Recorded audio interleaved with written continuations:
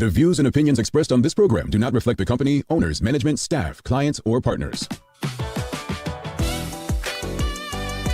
Welcome to Bermuda's Daily Talk Show. It's the Daily Hour. ChatGPT did become the world's most downloaded non-gaming app. Literally the job of everyone in government to address the media and the public. What are your thoughts, audience? What are your thoughts on Zandy Silva as the deputy PLP leader? A community that can't feed itself is a community that, What you may not know, though, is that Bermuda, we have a connection to Epstein, too. Things that people are doing right, the youth are doing right, that is not being advertised enough. When you see your access to U.S. dollars disappear, that's when you have a problem. You've got a town in the UK with a similar sized population. This place absolutely outshines it.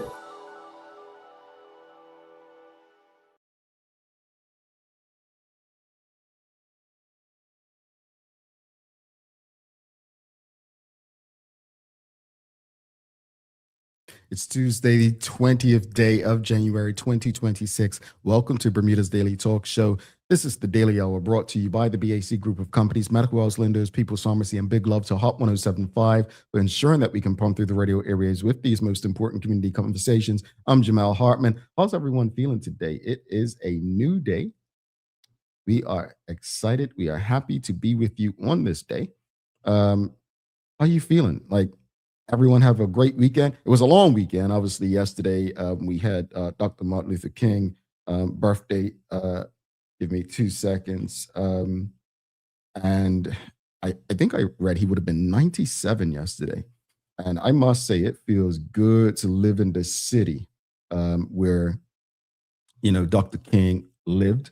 It feels good to live in the city where he is celebrated. I saw quite a few comments throughout yesterday that just made you think how far we have not come. But, for me, it's so important to honor those who came before us, and not just honor, but celebrate all that they did to contribute to the lives that we enjoy today. So hopefully you all understand us, taking that well-needed break, but also, one of the things that I wouldn't say bothered me, but I always look at during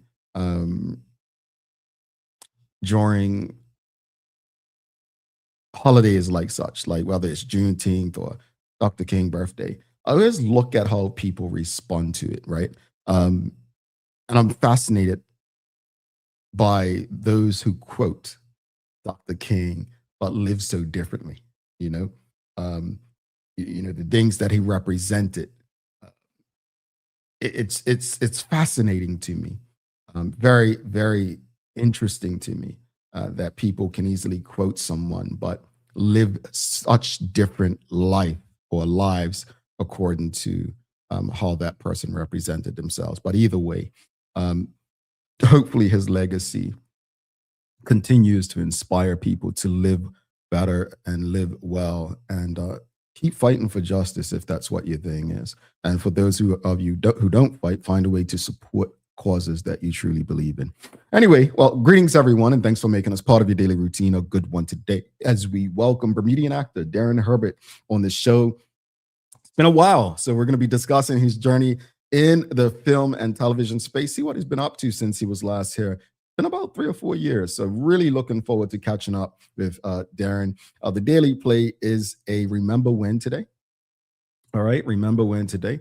But also, audience, don't forget to subscribe on our website. Follow us on all of our social media channels to stay up to date with all that we have going on. Help us grow beyond the mic as we do our part to continue to improve our community. All righty. Suzanne Ingham says, it's a super awesome Tuesday, Jamal. TDH is back in the house. Yes, we are back in his house. We are back. But before we get to our most exciting guests and great conversation, I want to start off with something that I feel is so important and too important to ignore.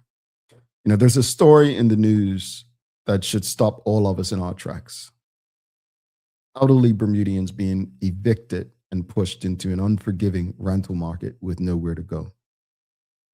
We're talking about seniors who've lived in the same home for decades, people on fixed incomes, people who did everything right, worked, paid rent, raised families, only to be told late in life that their home is no longer theirs. And the reality is this: today's rental market isn't just tight, it's brutal. High rents, low availability, little flexibility, and for seniors, especially those in their 70s and 80s, the odds are stacked against them. This isn't just a housing issue, it's a dignity issue. Because when someone has spent 30 or 40 years in a home, eviction isn't just relocation. It's trauma. It's deorientation. It's fear. And in a country that prides itself on community, we have to ask, how did we get here? Right now, elderly tenants have very few protections beyond the basics. There's no special safeguard for long-term senior renters. No guaranteed mediation. No recognition that age and fixed income change the stakes. So today, we're asking some uncomfortable but necessary questions.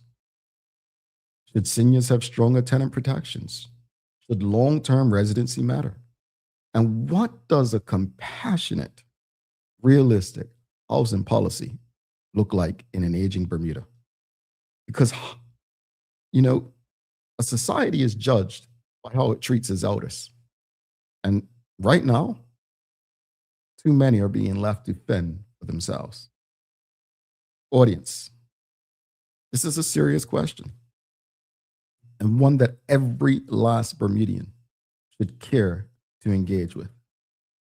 So what specific solutions would you propose so seniors who can't find affordable rentals don't end up homeless or forced off the island? But also, do you believe Bermuda should adopt special tenant protections for seniors to prevent evictions of the elderly? What are your thoughts on those things? What are your thoughts? I want to go through a couple things, all right? And this is your daily discussion brought to you by Titan Express and Secure.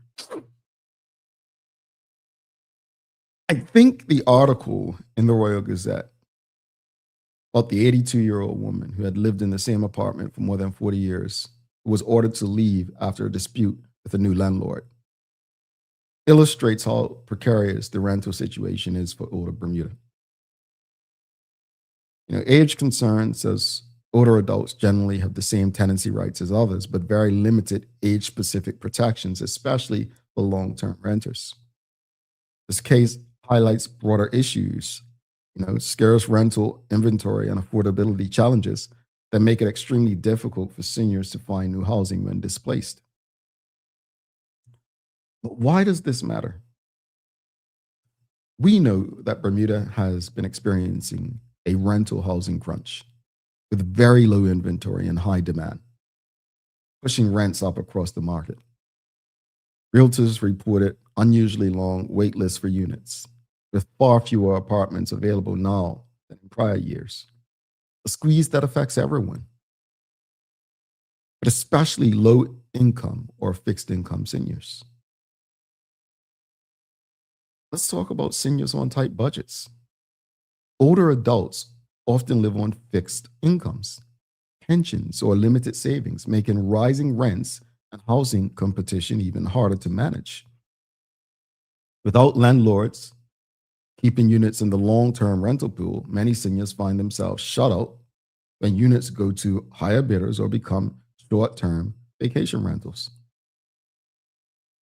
There's demographics that are important, right? Bermuda has an aging population, a rapidly aging population, with a growing percentage of seniors expected in the coming years. This has implications not only for housing, but also service needs and financial stability. A growing elderly population means more people will need accessible, affordable housing, not just today, but long term. There's limited legal protections.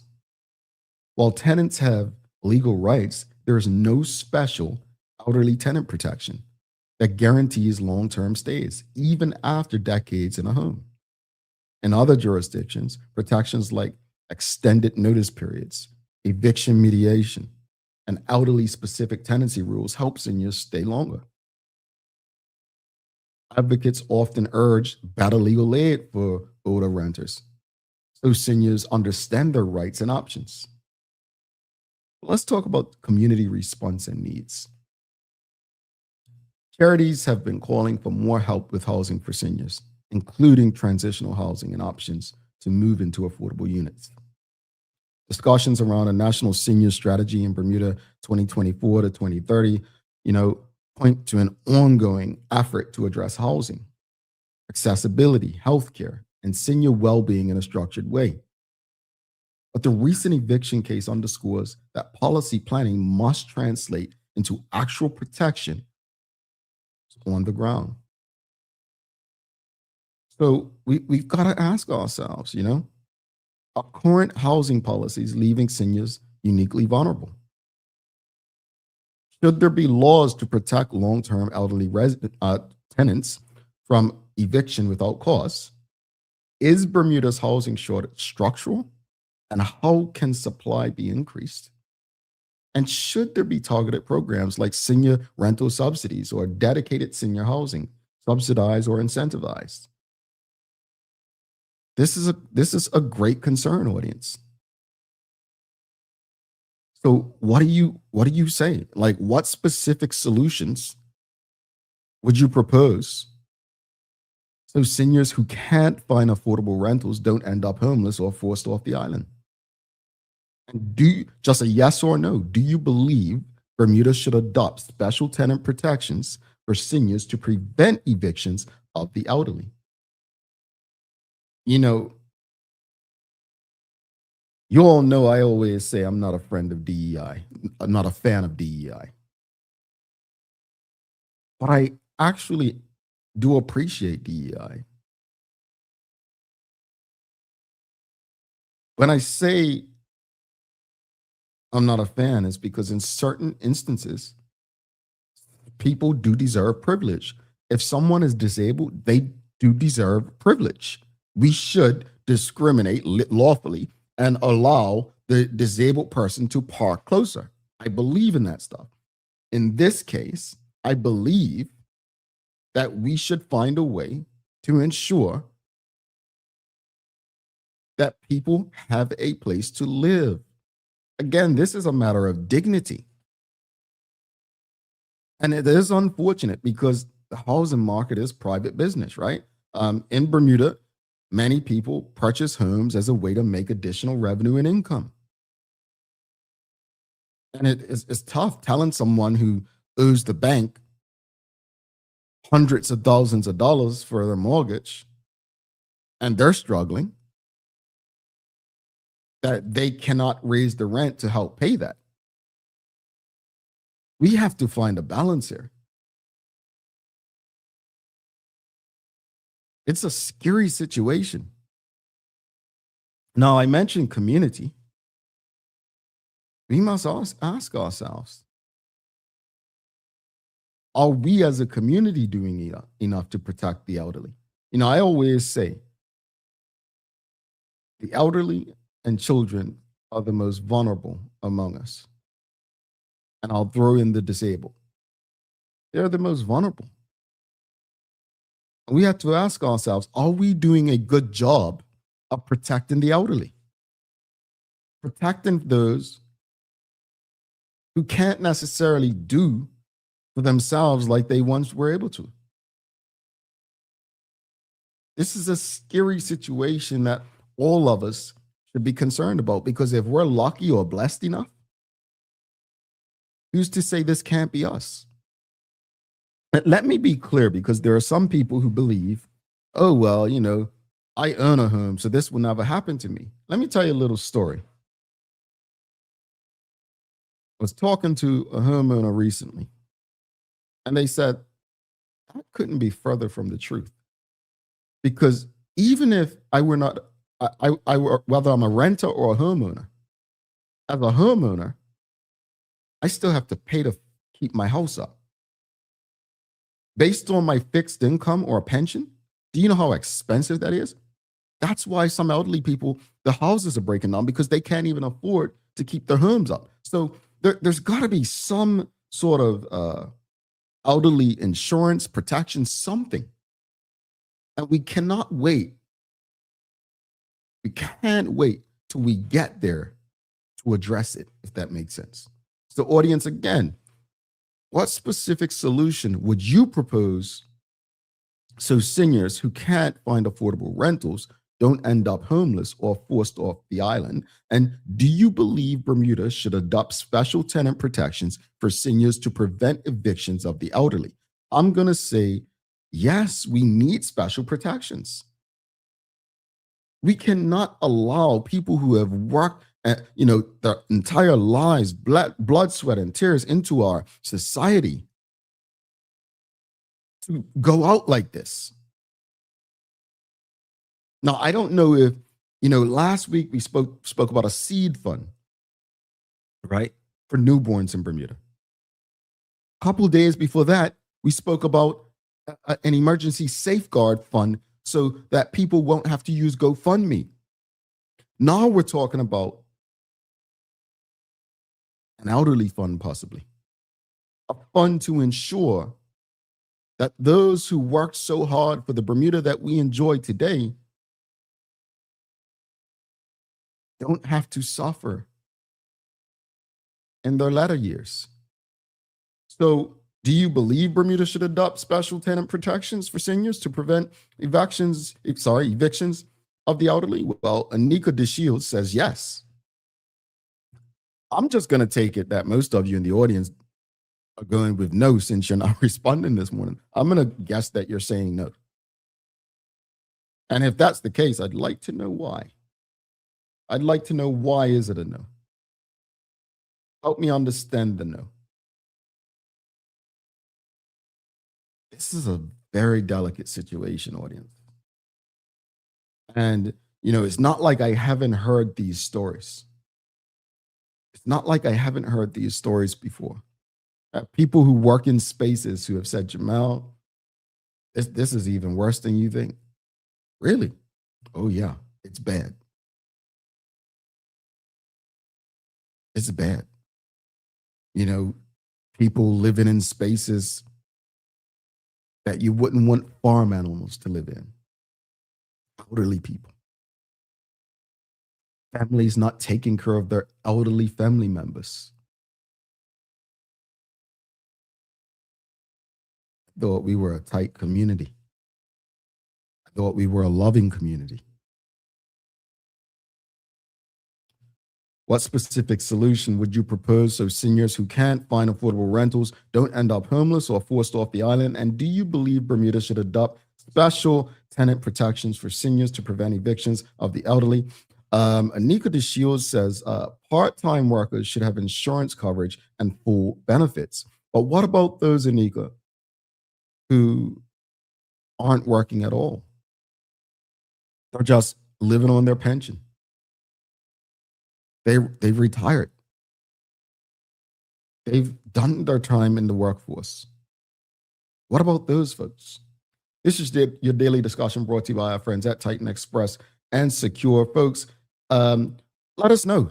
What are your thoughts on this? Does anyone have elderly family members or people who they know who may rent spaces? Do you have any? And is this a concern of yours? It's a tough situation because, again, you don't want to tell people in one breath who they can and can't rent to, right? You don't want to do that. But in another breath, we have to create a space where people don't end up homeless. And this is not because they're bad tenants necessarily. It's simply because they have set pensions or fixed incomes. But hey, you know, some homeowners, to them, it's like, well, I have to pay my mortgage, and this is the only thing I have to pay my mortgage. It's a tough situation. It's not one of those situations you can look at and say, oh, well, that's their problem, not mine. This is a community problem. This is a Bermuda problem. This is an all of us problem. We can't just ignore it. We can't just act like, oh, well, you know, this too shall pass. It doesn't have anything to do with me. Because in another 10, 15, 20 years, when the majority of our population is elderly, what is that going to look like? What will it say about who we are and what we've become?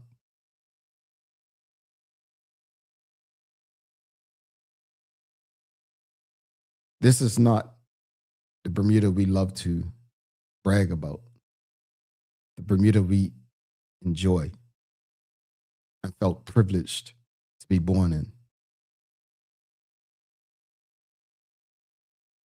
This isn't how we should be treating those who came before us. My hope is that, you know, someone mentioned recently that we have so many schools that are closing. What are we doing with those schools? Could those schools not be turned into housing?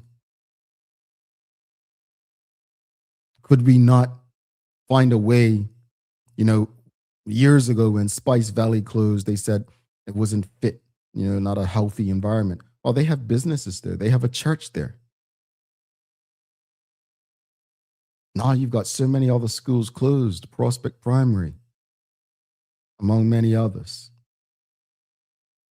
Maybe these buildings are the solution to this problem. I'm concerned. It's a scary thing. This is your daily discussion brought to you by Titan Express and Secure. Richard Scott says, this is a very challenging situation. In instances where seniors are evicted, I suspect it is a last resort. The landlords are then faced with the dilemma of how do they pay their mortgage and do I put a senior out? Difficult situation. I think this also sheds light on the necessity for family to stick together to be of assistance to seniors. I agree, Richard. Said it earlier. I completely agree that it's like, you know, it's hard because these people have hundreds of thousands of dollars they may owe to the bank for their mortgage, right? It's a tough one. Not a good one, a tough one. KJ says, morning. Morgan's Point elderly community may be. Let them employ and govern themselves with culinary, agricultural, and other daily activities. I like that. I actually like that. That's a great idea. And again, I hope when people tune into this show that some of these ideas are considered. My God, you guys are writing long. Suzanne Ingham, I'll read from the side. I'm just not sure yet. I think a fund would help with our seniors, but where would this money come from, and who would be in charge? Don't allow government. All seniors need help. I have reasonable rent, have not put it up when struggling to make ends meet with a few more years of my mortgage. Once my house is paid off, I'd like to lower my rent a tad more, but at the cost of living, it may not happen. My mother did it too. People are struggling. Indeed, Suzanne. Indeed. People are struggling. And who's to say that you'll be in a position to lower your rent when, you know, the price to renovate a home and keep it up goes up, right? It's a tough one. But we've got to have these conversations. We've got to brainstorm. to find ways to fix this. All right, folks, this was your daily discussion brought to you by our friends at Titan Express and Secure. We've got to go and show some love. Then we'll have a daily hour news break. And don't forget, we've got a very important guest today, a fun guest, an exciting guest. Someone I believe we should celebrate a bit more. Daren Herbert coming up after the commercial break. But let's show some love to Titan Express. Then we'll go to the daily hour news break. The Daily Discussion is brought to you by Titan Express and Secure. Titan Express delivers safe, professional, and reliable transportation and tours across the island. From island tours to cultural experiences, they set the standard. And Secure is your go-to for property management, waste management, and residential and commercial services. Visit securebda.com. Professional, punctual, and reliable service is their commitment to you. All righty.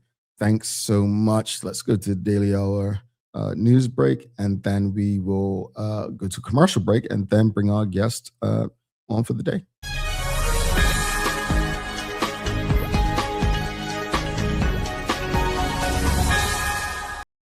This is your daily hour news break brought to you by Peoples. The Bermuda Police Service is aware of various worldwide scams affecting WhatsApp users and is advising local residents to be wary. These scams usually involve WhatsApp phone calls and messages sent from unknown or compromised WhatsApp contacts that focus on extracting money as well as personal information, including WhatsApp access credentials from recipients. BPS has provided practical recommendations. Be suspicious of any WhatsApp calls or messages from users you have not already met face-to-face.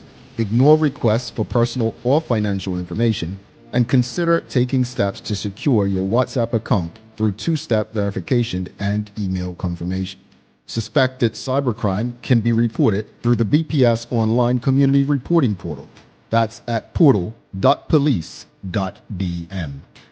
In other news, the government reminds the public that several electoral reform town halls remain, offering residents continued opportunities to share their views on how the island's voting system can be made easier, fairer, and more accessible.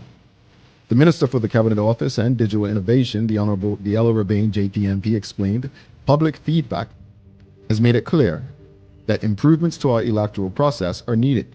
These town halls create the opportunity for residents to raise their concerns, propose solutions, and play an active role in strengthening Bermuda's democratic system. Each session involves a brief presentation followed by a moderated discussion, giving attendees the opportunity to ask questions and contribute directly to the conversation. Discussions continue to focus on key areas under consideration, including implementing absentee voting for eligible Bermudian students studying overseas, establishing clear and transparent standards for political parties and campaign financing, ensuring the voters' register remains accurate, private, and transparent, embracing practical modernization of electoral systems and technology, and setting consistent and fair rules for polling day administration. The remaining electoral reform town halls are going to be Tuesday, January 20th at Bermuda College at 6:30, Thursday, January 22nd at Summers Isle Lodge at 6:30, and Tuesday, January 27th at the West End Sailboat Club at 6:30. All residents who have not yet participated are encouraged to attend one of the remaining sessions and join in the national discussion on electoral reform. As far as the weather, it's looking cloudy with rain and showers, easing during the afternoon, winds north-northwesterly, light to moderate, increasing moderate towards the evening. We're looking at a high of 69 degrees Fahrenheit and a low of 63. That's your Daily Hour News Break, brought to you by Peoples. All righty, folks. And days of the year.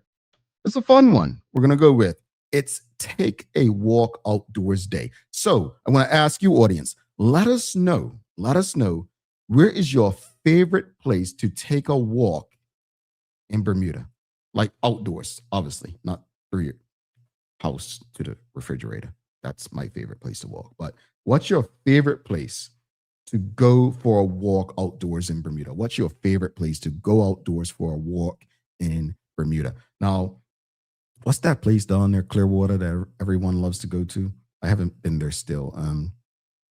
What's it called? That, everyone talks about that place down Southside St. David's.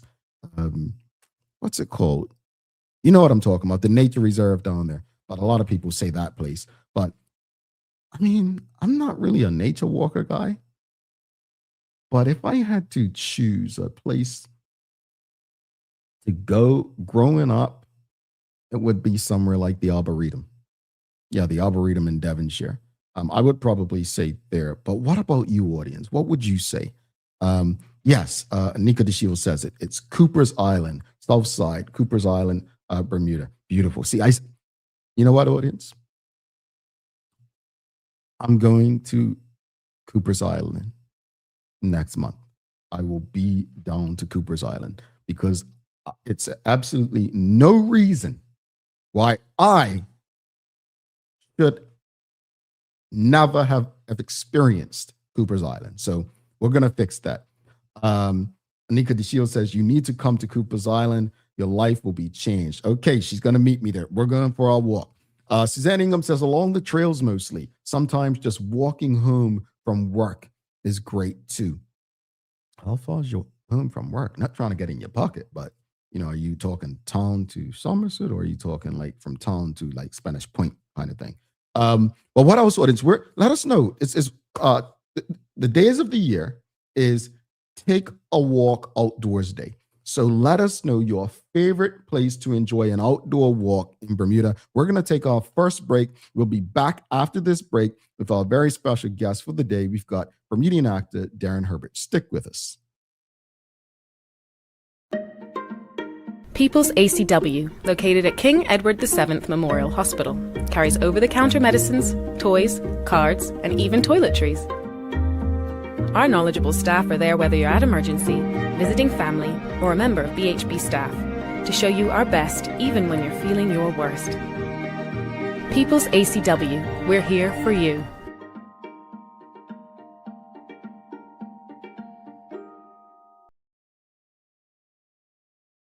Take a look at our workbook for construction workers and tradesmen.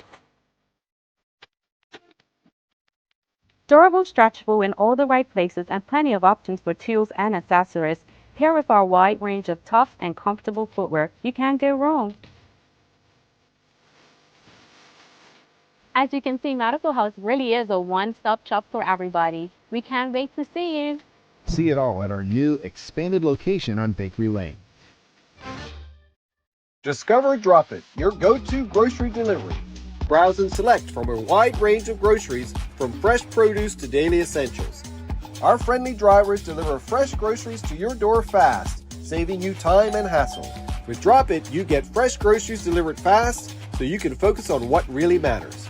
Drop It, freshness at your doorstep, delivered to your door with Lindo's. Why go anyplace else?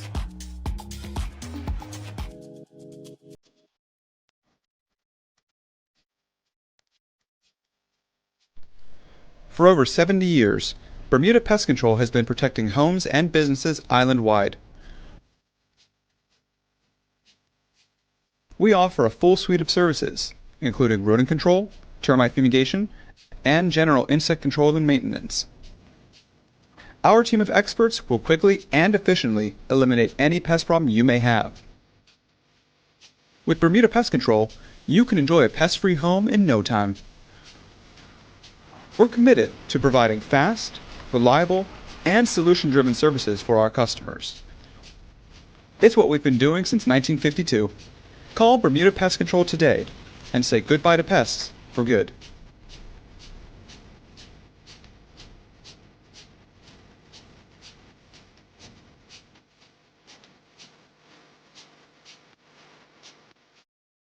Alrighty, welcome back to the big show. I'm Jamal Hartman. It's the Daily Hour brought to you by the BAC Group of Companies, Medical House, Lindo's, People's Pharmacy, and a big shout out to Hot 1075, ensuring we can pump through the radio areas with these most important community conversations. Folks, please don't forget to subscribe on our website. Follow us on all of our social media channels to stay up to date with all that we have going on. Help us grow beyond the mic as we do our part to continue to improve our community. If you are streaming with us on Facebook, LinkedIn, YouTube, Twitter X, or Instagram this morning, take this moment right here to help us beat the algorithm and give us a like, love, follow, share this conversation with your friends, your family, your colleagues. Just make sure everyone you know has access to these most important community conversations as possible. All right, without further ado, I've got a very special guest today, one of our favorite people. He hasn't been on in a while. It's been about probably 3-4 years, but we're excited. We've asked many questions about him on this show, and most of you have gotten them right. But he's a Bermudian actor. One of the questions we've asked you is, who's the Bermudian who starred alongside Jamie Foxx and Jay Hud and the Beehive's Queen in Dreamgirls? And you all say, oh, that's easy, Daren Herbert. All right, let's give a warm TDH welcome to Daren Herbert, folks. Morning. How it makes you feel when people say, man, I know this person. He was in a movie with Jamie Foxx in there. Half the time it cracks me up, and sometimes I go, good Lord, you ain't seen none of my work since then? And now literally this year, that's 20 years ago. That when we shot that 2006. Yeah. Wow. Yeah. Wow. Time flies. And that's why we look at that as like almost a history question at this point, right? For real. Back then, no. But look, first off, before we jump into anything, thank you for doing this. But I got to ask you, it's take a walk outdoor day. Where's your favorite place in Bermuda to go for a walk? Come on, give it to us, man. I heard you asking the people that I was like, I know where it's talking about Donson Davis, Cooper's Island. And then somebody wrote in and said it also making all these gestures off. The guy knew you couldn't see me, but I was like, yeah, Cooper's Island. I went down there. It is gorgeous. But my favorite place for a walk, I mean, I'm a Hamilton Parish guy. My peoples are from Bay. I grew up in Shelley Bay, so I would walk around the field, no problem. But the tracks, for me, I would say the tracks, and it's been a long time since I walked along the tracks from and that.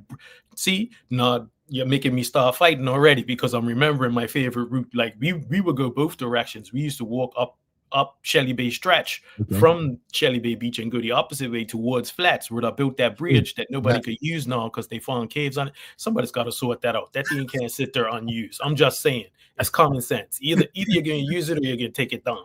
But all the money you put into building it, you got to find a way. Do something with the kids, record them, whatever, but finish the flipping bridge so we could do the hill walk. Yeah, I agree. But yeah, that's my favorite down along the tracks from Crow, because you could get all the way down to Coney Island. Yeah. And that's a good workout. And the thing I like about the tracks on the eastern part of the island is that for the most part, they're on the water, whereas in the western part, they're mostly inland, Yeah. Like up in Warwick. Yeah, right on the water side. Yeah, it's beautiful. You want to be by the water. It's beautiful down there. Yeah, man. But Daren, thank you for doing this once again. But look, you're welcome. And your questions got me thinking. I'm cut you off. Yes, partly because I had two things. One that I asked you about beforehand that I wanted to mention before I forget, because I know we only have a short amount of time. One is the last time I was home, I want that Corey Butterfield show. I want that to be a podcast because I want access to every episode, because that so much history, so much context. Right. I just love it, and I know you guys are both on 107.5, so it doesn't cause trouble to mention it, but I need it to be a podcast. Yes. Yeah, man. The second one is I just had my 50th birthday on Saturday. We used to about Martin Luther King Day. I'm like, every time that comes around, that's around the time of my birthday. And I'm like, I don't want to earn nobody out, but I remember last when I was there too, somebody else who's in my same age category, I ran into Power Girl up Dockyard, because I went to that the new colors. I don't know if they called it the trooping of the color, but they called it something for the regiment when that Duchess came down, and how the new colors. And I ran into Patrina afterwards, and she interviewed me for her YouTube channel real quick up Dockyard. What contemporaries? Maybe I'll put it that way. What contemporaries? So you may not be doing the same age as me this year, but just got a birthday next month, folks. I'm a tax on this. I'm gonna say you should have heard what Daren said about you this morning. Hey, I might have set her up for a big, somebody could do something big and a surprise for her, because a half century ain't nothing to sneeze at, This is true. I like the way you think. I like the way you think. You're messing up the surprise. But let's go into it. Like, it's been a while, honestly. It's been a while since you've been on. What have you been up to? Like, I mean, what's been going on since you were last here? A lot of life. I mean, your question about seniors, hey, that's hitting real close to the bone. Aside from just the situation as tenants or residents in places, but the family connections and the drama of the generations and how life is or isn't sustainable in Bermuda the way it has been for a long time, you know. I mean, I'm sounding like an old person. I was about to say, at this age, I'm doing a lot of looking back more than looking forward. And just so many things occurred to me as I've been watching your program this morning, like your tag at the beginning. I'm like, oh, I know Maya Palacio. I know her parents. You know, man, Val used to model in fashion shows for Jacome Entertainment back in the day. I'm seeing, I just saw a commercial that you played before we came back from the break. I said, is that Kanisha? I know her. I used to work with her. I can't remember where. Was it Marketplace? Because I used to work Marketplace, A1 Smith. Did I work with her at Marketplace? I know she went to Work Academy with me. By the way, our Work Academy class group, we always shout out people's birthdays on a regular. I mean, so the ones who are ahead of me, because I'm probably one of the oldest in my class, just the way the year breaks down, right? We all started in September. So Laxia's birthday went by, Paul Franco's birthday went by, Dewana Den Witt's birthday went. Those are the ones that are older than me, because I think I'm next in the flow, and I'm sure somebody's right behind me. I know my friend Melvin Douglas, his birthday is next month. And, you know, I'm just remembering so many people. And of course, the ones who are not here with us anymore too, like the late Delana Robinson, like we just lost the late Douglas Kemp from our class at Work Academy. And I'm remembering way back, I don't know if you remember too, I didn't go Berkeley, but I remember these two young guys that crashed into each other on Palmetto Road back in the days of pack racing, Jeff and Steve. Man, the names and the faces have been flowing through my head of late. Like I guess it just happens with age, where you're reaching back, and you know, some of the memories come back so vividly, and I'm thinking of so many people who ain't here to celebrate this 50th year with us, not the least of which my younger brother, he wouldn't be 50, but my younger brother, who also passed on the roads in Bermuda, he would have been 47, because his birthday is January 4th, mine's January 17th. So, you know, just so much of the past is flowing through me as we're talking. So you're saying what I've been up to lately. Well, the most powerful ones of late would be Son of the Preacher on BET, that just came out around Thanksgiving, Christmas time. It's a made-for-TV movie that we shot up here last April, May, somewhere in there. And then I did a concert last summer where I was singing songs, and I did a few numbers from the weekend, or adapted a medley from the weekend, as well as a Canadian song by this band called Blue Rodeo that I had never heard of before. And I was vexed when they assigned it to me, but now I'm like, I want to make this into a reggae hit, because we did it as a reggae song called Try. I did that last summer, and I just closed a show that I really, really want to bring to Bermuda, actually, called Moonlight Schooner, by a playwright that I know, Kanika Ambrose. We did it here at Canadian Stage during the month of late November, early December, before Christmas. And it was about guys around the 1950s, around 1958, who used to work on schooners, on boats that used to travel between the islands down in the Caribbean. And this one went through a storm and ended up stranded in St. Kitts.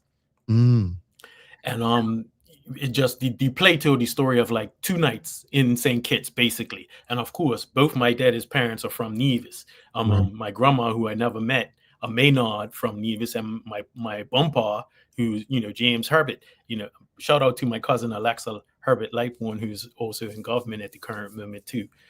But so many of us are related. She's my cousin closely, but I know, because I went to Nevis to a family reunion in 2013, I know that so many of us in Bermuda are related, because I saw so many faces down there that I recognized from Bermuda. So I'm like, what intimately connected. And then I heard on the Corey Butterfield show how he said some of us think we're from St. Kitts and Nevis, but really we're from Bermuda and got sent down there, like back in the days of slavery, as a punishment to get us off this island because we was causing too much chaos, and then have made our way back somehow over the generations.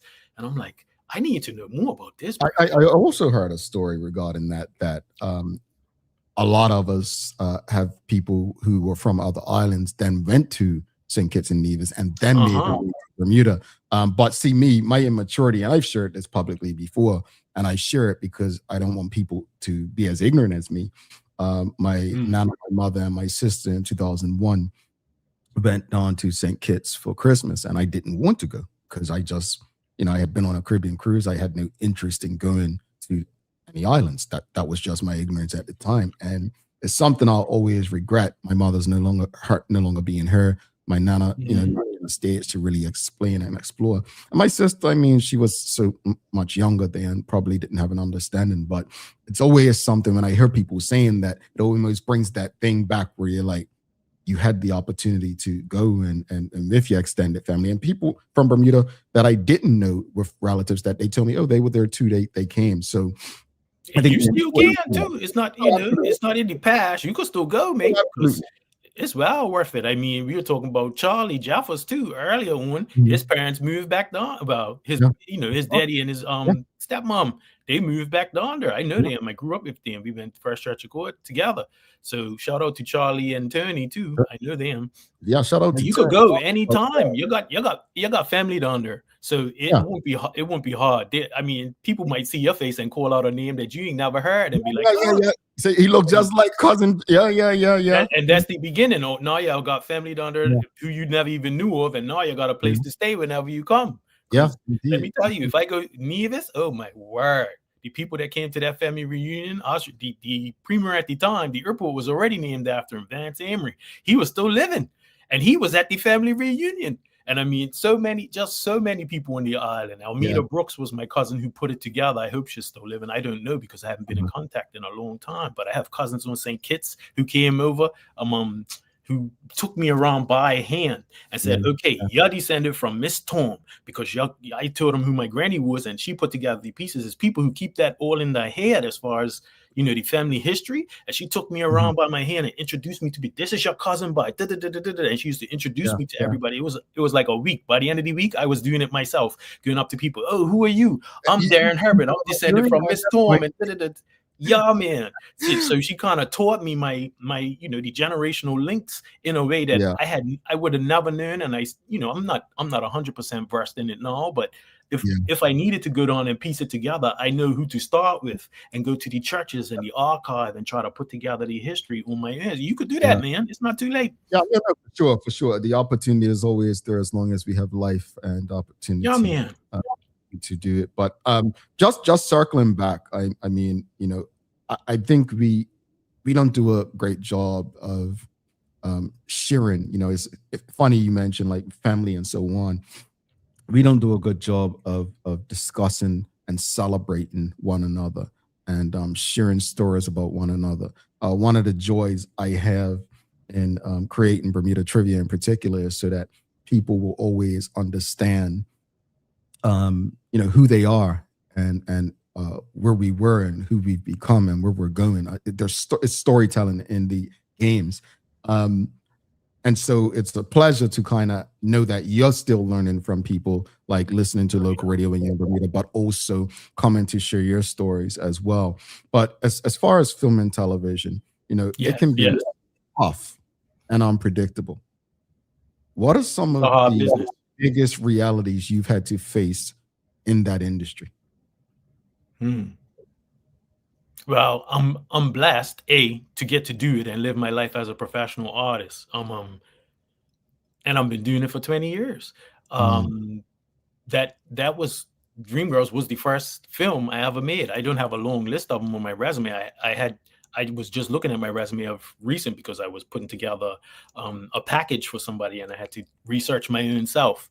And I saw the list of my gigs, like more television gigs and more theater gigs and a few commercials and a few films. But big things that I've learned being in showbiz and as an artist, because I'm still learning. I still take class. I was in class on Sunday. I'm an eternal student of this art form. As long as I could do it, I'm going to do it. It's not like this is a job that I want to retire from. Or that I don't know that anybody wants to retire from. Sometimes you can't help it because you can't retain the lines or the text. I'm working with people way younger than me. I'm working with artists way older than me, and I'm seeing, how challenging it can be. I think for me, the main thing to be aware of is a lot more rejection than celebration. As far as being a working actor, I would consider myself a journeyman actor. I'm not if I'm thinking in terms of sports teams like Arsenal, or whatever. I'm not Bukayo Saka. I'm somebody who you bring in, to serve a particular purpose for an amount of time, and then maybe moves on to another team. So I'm like Christian Norgard in the squad, or somebody like that, where in Bermuda, I'm celebrated and I love it. When I was home last, my mama was like, "Good Lord, how many people you know?" Because every time we was walking down the street, but not all of them know me from from acting either. Let me be clear about that too. Many of us go way back to like regiment days or youth to youth or work academy or sports, anything, because that's just how Bermuda is. But it's the younger ones. When the younger ones go, "Yeah, that you were on Kim's Convenience. Oh, it's you." Like they come out from behind the counter when I'm trying to help my mama pay her phone bill at One Communications or Digicel. Those ones kind of tickle me and make me giggle because there's no way that I would know them, but I probably would know their parents. That age. Right. But the toughest thing is that rejection is part of the job. A lot of people ain't trained for that, to accept that. Like if I did 100 auditions, if I'm generous to myself, I say, okay, maybe I book 15, and that's generous out of 100 auditions. So that's a lot of work that I did and sent out there with the hope, okay, let them come back with interest that I never heard nothing else about. But the things that I did do, you see and you heard, like, on screen, or I tell you I did some theater gigs you could find online. But it's a long, I'm amassed a pretty long list in the categories that I've been working in. But it seems TV and theater have been my main bread and butter. And thankfully, I'm a musical theater artist too. So I'm had stuff where I could sing and I could dance, I could supplement it with other things. And now I'm into the phase where I could teach as well. So I want to go back because you mentioned rejection, right? And I think, it's part of the job. Right. I've been in sales, right? I've done sales a lot. And I in sales, you're going to face more rejection than you are success. Like you mentioned, if it's 100 auditions, you're hoping to get 15. In sales, it could be 100 meetings and only getting 3 is success. 3. Yeah. I mean, I was being generous to myself. If I was being more honest, I would be closer to 3 as well. I was trying to, How do you use rejection to keep going, man? Because some people, I know so many people, Daren, who literally they get rejected and it's like my life is over. But speak to that. It ain't for everybody. Like I said, it's not something that we're trained to do. It's not part of our education or indoctrination, either or. That ain't necessarily included as an important lesson. I mean, point blank, that's the whole sentence right there. It's not part of our experiences. So it doesn't feel good. And if it doesn't feel good, we'd rather not do it. We'd rather not go through it. That's human nature. I want the path of least resistance, not the path of most. In this particular job, my job is to go towards the path of most resistance always, especially when it comes to making choices, when it comes to characters or, roles and jobs. I have to pick the most difficult path for my own growth so that my art gets better, so that the truth telling that I'm trying to do gets better. Like when we were talking about I don't even know how it came up, but it came into my head just now, where family. When we were talking about family and how we have to fight to keep the connection and the history alive, that includes the negative chapters too, like the parts that nobody talks about. Like the whole time I was there, the last time I was there, maybe for 3 weeks, that whole time that young lady was missing. You remember that? It was like in October. And of course, that was a daily thing. It was in the paper every day. But again, that's part of the family history. You can't tell the story of our family without including that chapter. So when she's older, you know what I'm saying? That's got to be part of the history that she tells to her children. A lot of times, especially now with the seniors who we have now, they don't want to talk about that stuff. But I need to know it. I'm like, what I'm supposed to do? Wait till your funeral, and then somebody comes up to me at the funeral and goes, "Oh, by the way, I'm your sibling by da da da da da da da da." Like, why you can do that? Don't line me up for that. I say that to my dad every time. Like when we talk, I mean, I say it in jest, but I also say it truthfully because I know how we are as people, and I know our history. That play that I just did brought it up as well. How that could come to be. Which is why I want to bring it to Bermuda so badly. Called again, I'm gonna say Moonlight Schooner, because I saw somebody just built an outdoor amphitheater in Riddles Bay. Hey, money is all about money, But the company here, everybody was excited when I pitched the idea to them. Like, you want to take this play to Bermuda? It's like, yeah, man, make it happen. And I'm like, wow, I ain't got the money, but I know people, So that'd be wonderful. Yeah, it'd be a wonderful way to open up the conversation, but B, also show people a bit of where they're from as well as get the conversations going about, I heard a story about my grandpa that like it just opens, it makes things. That's what the art is for. That's why I do this. Yeah. So that makes the rejection worth it. Audience, I'll get to makes some of sense? your questions in a bit. Got a few comments, and Dorian says, "Respect to you, Daren. You've lived abroad for many years, and you have not lost your identity." Then we have That's also my wife. I blame my wife for that, Joanne. Yeah, she makes me keep it real, because I probably would have changed a million times, but I do change a million times a year. So, and Nico De Shields says, "Yes, a friend from uni told me there was a Bermudian on Kim's Convenience. They recognize the accent." But I want to stop on there real quickly, because you've continued to represent Bermuda on the international stage, right? So let's speak about identity. How does your identity as a Bermudian shape the roles you pursue and the stories you want to tell? That's so funny. Over the course of my career, I've spent a lot of time adopting other accents and portraying people from other places. And now I'm to a phase. I literally just put an audition on tape. Was it Thursday, Friday? It was due Friday, so I must have shot it Friday, where they were asked. They said in the breakdown, it's almost like they were talking directly to me. Your accent is welcome. I felt like, does somebody know it's me that the accent? They probably do. I don't know. That's not my department. But they were asking for accents. It's like, whatever accent you got, it's fine. And I was like, perfect, because I've been doing that by mistake or on purpose for the last, I don't know, 5-10 years since Kim's Convenience. Once I got that job, and I'm like, oh, people are entertaining this here. I could just do takes in my regular Bermudian accent. Why not? And then my mentor, she says, yeah, be careful that you don't hide in that accent, because as soon as you put that on, you start acting differently. You start almost like performing your own accent. I said, no, take and copy that. Thank you very much. I don't want to overdo it. But it's at a phase now where, it feels like people are more ready to accept more, which of course feels kind of silly, because in Canada, period, there's people from all over the world all the time. Same in the US, any major city you go to, same in the UK. So to say that you're welcome in other accents now is kind of laughable, because people's been here all along. We've been here all along. Island people have been here in Toronto all along. It's not new. It's not fresh, but it seems like a rich vein of, oh, I know that accent, so it's okay. We can put that in our program. It's fine. It's fine. Whatever accent you're bringing, it's fine, as long as they get it right. Because that's what I was concerned with when I did work on Kim's. Was like, please don't say I'm from the Bahamas if I'm sounding like this.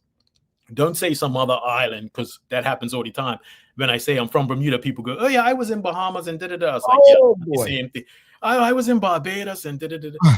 They start blending them in their head, which they ain't got no contact. So I have to have a little empathy and give instant forgiveness. Like, no, but I'm Bermuda. But Daren, I meet so many people where it's like, oh, you sound British, you sound this, you sound that, and it's like I'm like, well, it's only 60,000 of us. It's very unique. It's its own thing. Like, I mean, it's not like get it wrong. Yeah, but it's not like you're Jamaican, where it's more, they have an entire culture of music that is global, right? So how is the accent received? Like other, I don't know if you read comments, but the critics of the show where you like Kim Convenience, where your normal Bermudian accent, how do they respond to it? Like, is it like, wow, it's so I don't know about critics. I just remember my experience on set, because most people don't have any context for it. They're like, oh, unless they have met a Bermudian, and I get that too. Sometimes they're like, soon somebody came to that play, and I went to a play. We took Ori to see a play at Soul Pepper down in the neighborhood. We took her, I don't know, New Year's Eve to a play, and somebody was sitting next to me the whole play, and she was talking to the person she came with, and of course I'm pokey, so they were talking something about the show, and she said, yeah, last time I've been in theater, I saw it was Three Sisters. I said, oh, I was in that. And she looked at me. She had on a mask too. It was a black girl. She had on a mask, and she looked at me, and then she went back to her conversation, not really engaging with me, and because I don't look the same as I looked then. I'm always changing. People often don't recognize me, and I like that. I feel like I did successful transformation when they can't tell it was me. But so after the play, though, she saw me in the lobby. She said, "Oh, yeah, Daren Herbert." And I thought she was remembering me because of the play. She goes, "My mama's from Bermuda." She heard me talking. She didn't do it by visual. She did it by ear because she heard me talking to my wife or talking to somebody else that I greeted after the play out in the lobby. And she goes, "Oh, yes, my mama's from Bermuda." I said, "Who's your mama?" She said names and the Allen clan, this, such and so and so. I said, "Okay, I know some Allens," and and we struck up a conversation. But if they don't have the ear, they don't know. They don't know the context of this. They don't recognize this. I literally said that on my slate for my self tape. I said, "The accent you're hearing, this is Bermuda. My wife was my reader, so you heard it from her too. This is what you're hearing. This is what you're seeing. Thank you for the opportunity to audition." Peace. But I try to contextualize it for people who don't know. But when people do know, they do it by ear more than anything else. And for me, that tickles me. That tickles me. But when they receive it, they receive it as something, I guess, kind of exotic, unless they know it already, is my short answer. Okay. Let's go to the audience. Charles H. Jefferson II, he's asking, when rejected from a role that you really wanted, do you look at who got the role and critique them? Hey, sometimes I'm so vexed, I don't even watch the project. I'm like, I don't care I don't want to know who got it, because whoever it was, I'm vexed, but oftentimes I could go back and watch it, and I critique everything as an artist. So I'm not just going to critique them and the performance in the reel, be like, "Oh, I could have did it better." Yeah, it could be a million reasons why a person got the role and I didn't. It could be a lot of things: chemistry, height, do costumes fit or whatnot? Did they cast somebody else and it's stuck in? I ain't responsible for that part. So I try my best not to take it personally, and it always helps when you get a job doing something else. That helps to rinse it out real quick. So it's kind of like you have to keep going in order to not dwell on the things that went by, if that makes any sense. Yeah, I sometimes I watch projects and I go, "Oh," and sometimes I'm watching something with no context of that sort whatsoever, and then I hear some lines and I'm like, I read for this. I remember this. I remember this scene. I remember, this is what they made of that, because it might not even have the same name that it had when it came out as an audition. So I don't know. I'm just watching a project, and my wife does it too. Joanne goes, "Did we made a tape for this? I remember this scene." And we only saw the scene, we didn't see the whole script necessarily. Right. So now we're watching the show, and all of a sudden, I read for this program. Oh, okay. And just keep it trucking, Let's go to Sean Smith says, "Welcome to the Half of Century Club. How do you find out about roles? Do you have an agent that Yes. Yes, is the short answer. My agents and all of that. We're in an era now where I don't know if that's 110% necessary, but that's the way I came up doing the business part of show business, letting my agent or my manager, Margaret, who lives in LA, shout out to Margaret. She had a fall, so she's in the bed. I have to talk to her. I haven't spoken to her in the new year, but yeah, that's the short answer. Agents and managers who go looking for the work. But also I'm aware of projects that are in development. Like I know Denzel Washington and his clan have made a commitment to produce all the works of August Wilson, who is a playwright. All his plays, they want to turn them all into movies in some way, shape, or form. So I know they're all coming. They already did. Ma Rainey's Black Bottom, Fences. It just had Piano Lesson that came out on Netflix. I know they're going to adapt the whole thing. I'm passionate about 7 guitars, so I'm programmed and I'm watching, because they usually do it on Broadway first, and then they make it into a movie. Like this year, they're doing, who is it? Cedric the Entertainer and I forget now. What's her name? I'm seeing her face and I can't remember her name. She's gonna be back, so I'm not even going to try it now. But they're adapting another one of August Wilson's plays. And it's going on Broadway. Not Taraji. Taraji, you're right. You're 110% right. Yeah. Taraji and Cedric. So they're doing another August Wilson play on Broadway this year, and it's probably going to be, that's with an eye towards making it into a movie with similar cast. So I sent in something for that. Nobody asked me, but I knew they were doing it. I saw it on playbill.com that I said, they're doing it to Broadway. They want to adapt it to the movie too. And I don't know if I'm right for, it's Joe Turner's Come and Going. I don't know if I'm right for this particular project, but I'm making a tape. So my manager, Margaret, she got me, she tried to get me some material. She's reaching around, she's sniffing, she's talking to people. She knows the casting people. She said, yeah, get him to send it. Oh, we're already casted. So, conversations are happening. I'm like, I don't care if I get this one or not, but I need them to know I'm alive. I need them to know that this actor exists who loves August Wilson, and this is what it looks like when he threw some August Wilson lines on tape or whatever to audition. So I did that, I did that for them. I know that what's his name? Hamilton, Lin-Manuel Miranda, his adapting The Warriors. Morning. There she goes. Special appearance from my manager. Yes. There she comes.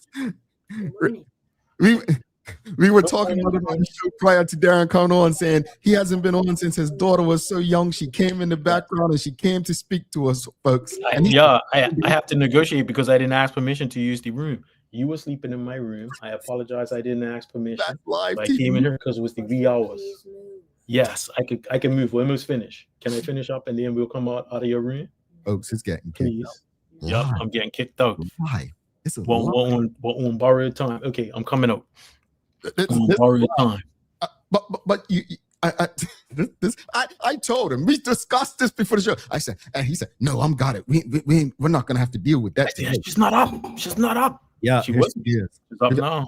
I got a question from Charles though. Charles H. F. Second. He's asking, what about coming home and doing an acting workshop for several weeks with local actors to perform for the play? I think we should be doing that every summer. Thoughts on that? Charlie, I love the sound of that. That sounds awesome, especially since some of the people in the cast, one of them works at York University. We had a late, the play was supposed to get put up with a certain actor. He passed away in the summer and they had to recast. And the recast lead is a professor at York University. So he can teach, I can teach. There's other people in the cast who can teach a variety of things, So it's worth turning it into a whole snowball of workshops and I love the sound of that, Charlie. Great idea. I was having that same idea. I started the conversation with Carly over at the Department of Culture. Of course, a lot of things have to happen in between. Shout out to Carly and the Department of Culture because I love what they do. She was telling me about budget constraints and all of that as well, which I know everything costs money. So, private sponsors are always welcome. Shout out, ding, ding, as far as putting things together like that. So yes, Charlie, yes, and more yes. I love it. One real quick thing. You said that, you still have an agent, though it may not be necessary.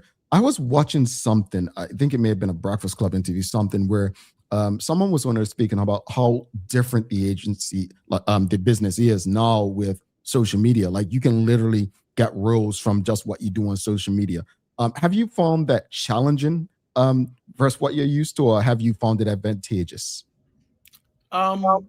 Because of my generation, it's just different. I don't get roles that way because my social media is not my primary method of communication in that way. I kind of do it off to the side, but there are some people that's how they get the work. That's how they become full showrunners.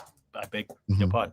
They get to run their own shows because they have millions and millions of followers. So funding bodies and TV networks or whatnot will give them a show. They'll say, here's some money, produce me a show, give me this many episodes, off you go. So in that way, that they could be the star, the writer, the creator, whatever it is. It's a whole new universe as far as that way of creating the art form. I mean, some people, you could just go to ChatGPT and say, okay, turn my idea, my concept into a script, go. And it will do it. And they will have it. And because they have millions of followers now, this is real. This is a real project, as opposed to me and my colleagues who would sit and go to a coffee shop and talk and discuss and argue and because we do that, put together a script and try to tell a story. But we're doing it the old school way, which is what all those strikes were about over the last few years, because AI and, people, why should I hire you? Because I don't need you to do that. I could just say what I want into ChatGPT. It will create. And I feel like I'm seeing some of those programs on platforms, lately, definitely. So I'm like, that feels like that was written by AI. That wasn't written by people, because the way the story works, it just feels a bit saccharine. It's not really got the actual human creative thread in it. It's like AI writing hip hop, somehow, somebody you're going to be able to tell at one point. All right. Before you head out, Daren. Yeah, man. My manager's giving me the eye. She's like, yeah. Last question. I promise. As you look ahead, what's next for you, and what advice would you give to aspiring Bermudian actors who are just starting out? The short answer is get to work. That's it. I mean, if you have an idea, make millions, make tons and tons of bad work, It doesn't matter. Just be working. If you're saying you're an actor, if you're saying you're a writer, if you're saying you're a musician, make it. Make it. If it's bad, make it. It will get better. But you have to be making it for it to get better. You can't be like, oh, I'm gonna wait till somebody find. Nobody's coming. Nobody's coming to find you. Not in Bermuda, not in Toronto, not in New York. Nobody's coming to find anybody anywhere. You could put your stuff online just by shooting it in this. Or I shoot all my auditions on this. And this is an old model. This ain't. Look at that. The whole family. This is an old model, but you could do whatever you want. You can make your music on her. You can make, you can shoot scenes. You can do your writing. You could share your work through any number of platforms. So get to work. That's it. That's the short answer. Get to work. Not everybody's gonna like it. Have your own worldview. Tell your story. Don't try to tell other people's story. It ain't no point coming on her and you're from Bermuda and you're gonna try to tell a New York hip hop neighborhood gangster movie story. Tell the Bermuda version. Nobody's seen or heard that, and you know about that. Yeah. Tell the version of so-and-so who went missing. Tell the version of so-and-so who got a senior who got booted out of the house, which is madness. But I get it, because it's all about money. Well, one last question. I promise I'm not going to get you in further trouble. No, man, it's all right. One of the things that so many people love about you is not just what you do on screen, but it's how you support causes. Why is it so important for a person like yourself to support causes that you care about? Why? I guess it's for me, the question is, why else would I be here? Like, if I'm not going to do anything good with what I have been given, I don't get it. I don't get that. That's part of my worldview, I guess. That's my assignment this week, actually, from acting class. Between Sunday going and Sunday next, I'm supposed to write an essay about my particular worldview, why things are important to me, and how it doesn't line up typically with what's going on out there. Like, I've been wearing a keffiyeh for the last 2-3 years straight, every single day. I don't take it off. Hot, cold, whatever. I don't take it off. It's led to some conversations. It's led to some arguments. All of that. But it's my worldview. I mean, genocide's wrong. Apartheid is wrong. That's where I stand. We can have discussions and argue about stuff and talk, but thank God that we live in a place and a time where that's possible. You're not necessarily going to change my mind, and I know I'm not necessarily going to change yours, but we could talk about it. That's why I'm wearing it. I want you to know where I stand. So if that irritates you, and I feel like I've lost a good bit of work because of it, nobody's going to say it out loud, but tacitly, I feel like, okay, people have turned their eyes in another direction because they can't stand the sight of it, and I'm okay with that. But I'm not changing. Same way still when it comes to taking care of our seniors, which feels more of a family issue than a policy issue, but I think the two can work together as well. When you were talking about these schools, I was like, I was at Heron Bay School the other day, and I was like, this would be perfect for a seniors residence with the way it's shaped and how you could get the access around the back. And then I saw something in Bermuda where something had gotten approved, a plan for a senior daycare place, and I was like, is that there? Is that at Heron Bay? Like the way it was laid out, I said, yeah, that's a great idea. The school campuses that are no longer, used as schools, what can they be used for? Yeah. And there's so many old properties around the island. Every time I go through St. George's, Hamilton Parish, I'm like, either we're going to do something with them or they're going to crumble. Same with that bridge at Flats, but that's made out of metal, so it could last for a lot longer. I think I'm going to say that while you're here, I really appreciate in what you just said and how you move, because there are so many people with platforms, right? And if I wouldn't, actually, some people wouldn't have known, right? But so many people with platforms who would rather be quiet and not risk losing that job or risk losing for future opportunities. So I appreciate that people like yourself exist. And I'm not saying that, everyone should risk it. I don't know what they have going on, but we need more people like you who are thinking beyond, because you have a child, and if you don't stand up today, it's no telling what the world will look like when she celebrates her 50th. So thank you. If she gets to make it to her 50th, like, and this right now is a polarizing time. Stand on what you stand on. It ain't no point trying to hide in the background, because they can come for you too eventually. Clearly, you see it happening outside on a daily basis. And it's hard not to get bogged down in that. Like I felt like that before the year turned. It was feeling really heavy. I'm like, this is chaos. People are snatching people out of countries and talk about and what just going on, business as usual. I was watching so much sports to try to keep it out of my consciousness. I was watching the Arsenal and Philly, the Eagles. I followed the Eagles too, and even the baseball, the World Series with Toronto going all the way to the the last game of the last inning pass. I was trying to focus on the sports so I wouldn't have to look at all the other stuff going on, but really, you can only bury your head in the sand for so long. It's going to come to you, whether you like it or not. So you might as well stand on where you stand and take it now. It's coming.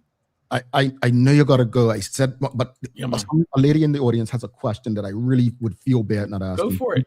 Brock says, question, for a teen who is inspired by Broadway, what recommendation do you have for them to start their journey? She will start a non-arts high school next year and is currently in arts MS. Arts, I don't know what arts MS is, but start. I mean, it sounds like the journey's already started. The teens already on this track. If that's what the passion is, get it. Make some auditions, make some tapes, but go to art, go see art. And also, but the thing I would say when you're young, I need you to have some discipline. I need you to have a practice. So if it ain't just musical theater, be in a martial arts class, be in piano lessons, be in something that you have to do over and over and over, because that's what's required in the field. So if musical theater is your thing, you pick the hard one. God bless you. I love it. It's a beautiful art form, and it's very competitive, and it's evolving too. So the things that were focused on when I was a student, like there was no such thing as Hamilton. So rapping in a musical on Broadway, what you talking about? But now he's adapting the Warriors. Lin-Manuel Miranda is adapting the Warriors, that movie from the 70s, into a Broadway show. You know it's going to be rapping it because that's his thing. I sent a tape for that too. I think somebody asked in that particular case because they needed a character of a certain age. And I'm still doing it. And I could rap, I could chat, I could sing, I could all of that. Monty Gallis at Kurjaman. Shout out to record title band as well in Bermuda, Lamont Robinson, man, my old friend JT. Yeah, man. I look, and I know the audience, this is probably going to be one of the most liked, loved, and shared shows because, and again, it's been a while, and I hope that, because I have so much more to talk to you about, but obviously time. But Aaron, I say this as no disrespect to any other guest who's been on. People love to throw around these two words, authenticity and transparency. I think you are probably one of the most authentic and transparent people who's ever come on this show. And I think the audience will back me on that. And for that, I appreciate you always making the time. I appreciate the opportunity, man.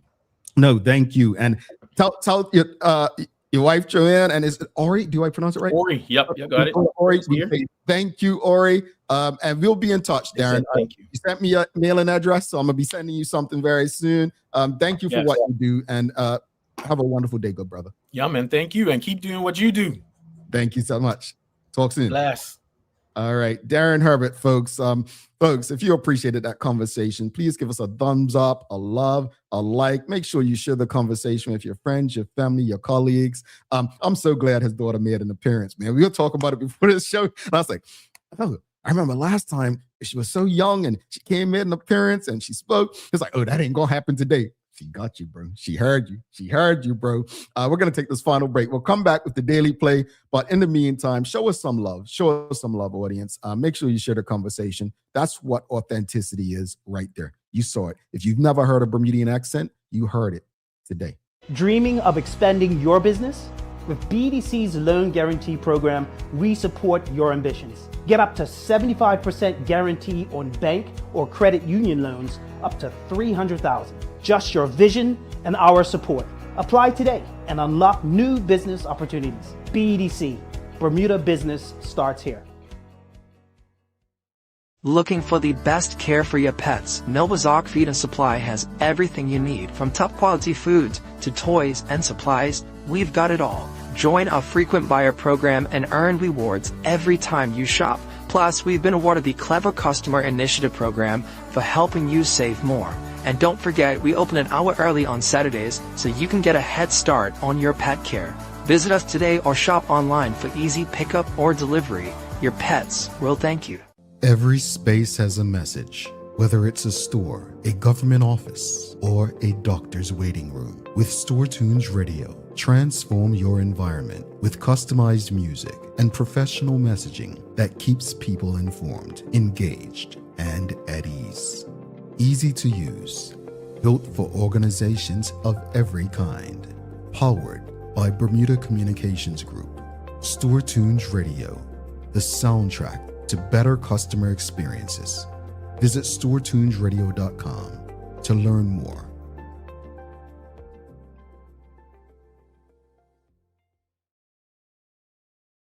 Welcome back to the Daily Hour. I'm Jamel Hartman. Thanks again to Daren Herbert, folks. Again, make sure you share the you know what out of this show. I absolutely love talking to that brother. It's just amazing. It excites me when we have him. He and I can talk for hours. I had so many more questions to ask, but obviously we've got time. But that just means we bring him back. So thanks again to Daren Herbert. And again, if you appreciated the conversation, give us a thumbs up, a love, a like. Make sure you share it with your friends, family, colleagues. Thanks again to the BAC Group of Companies, Medical House Linda's, People's Pharmacy, and a big love to Hot 1075 to ensure that the radio audience can also hear from our special guests like Daren. Folks, it's time for the Daily Play brought to you by Bermuda Trivia, now available at stores throughout Bermuda. Follow Bermuda Trivia on Facebook, Instagram, Twitter, X, and TikTok to find out why it's Bermuda's favorite trivia game. All right. Are you ready? It's a remember when. All right. A remember when. And it's going to be about Daren Herbert. Daren Herbert once played Vaughn in this R&B group's Christmas movie.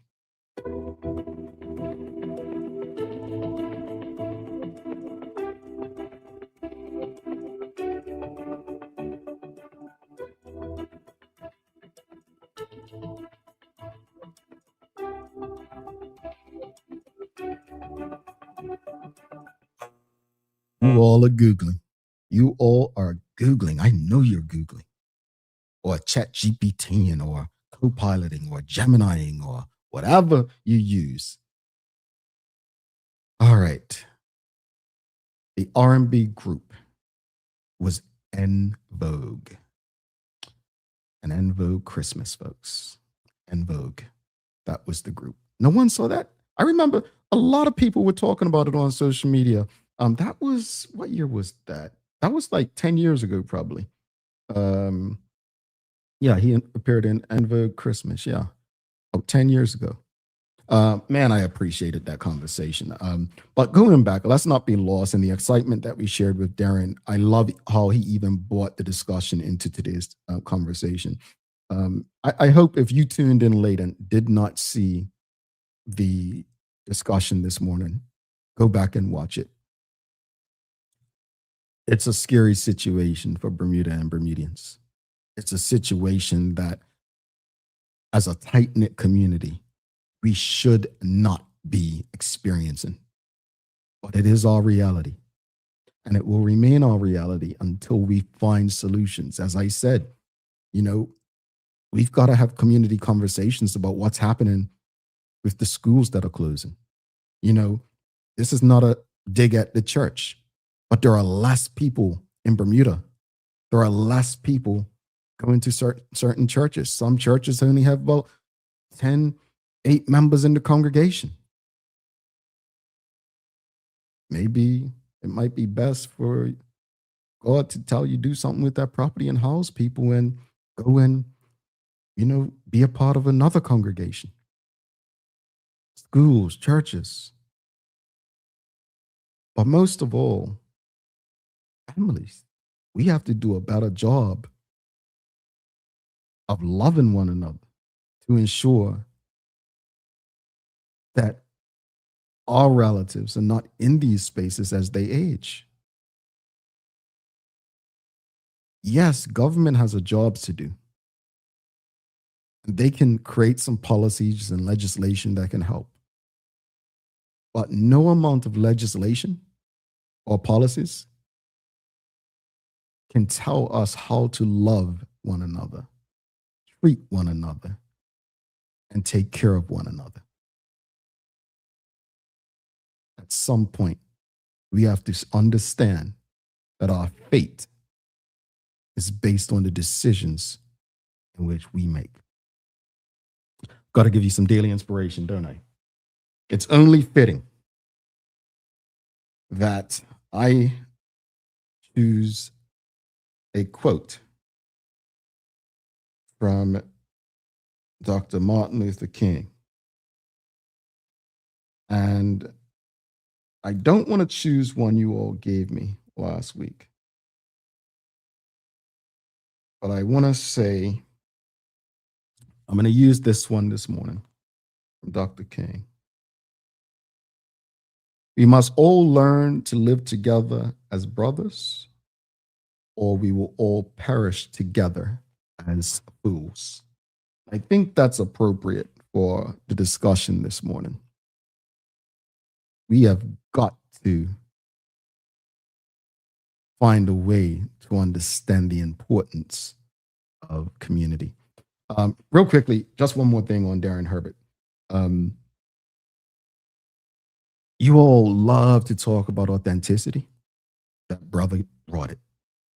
Transparency, he shared it. I think that he's an example. You know, he explained himself very honestly. He said, look, I'm a journeyman actor. I may not have a big, long role in something. I might be a small role here, might be there.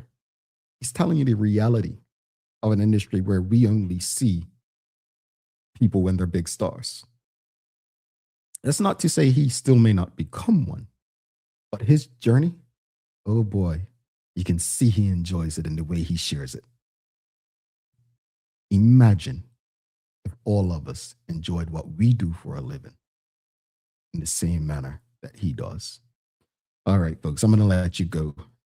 Don't forget to subscribe on our website. Follow us on all of our social media channels to stay up to date with all that we have going on. Help us grow beyond the mic as we do our part to continue to improve our community. Thanks again to our partners, the BAC Group of Companies, MediQuels, Lindos, People's Pharmacy, and the big love to Hot 1075 for ensuring that we're able to do this with you on a daily basis. As always, we appreciate you, we love you, and we thank you for making us part of your daily routine. If all goes well, we'll be back to do this again with you tomorrow. I'm Jamal Hartman. Please do make it a safe and a great day. We are Izelle. Peace.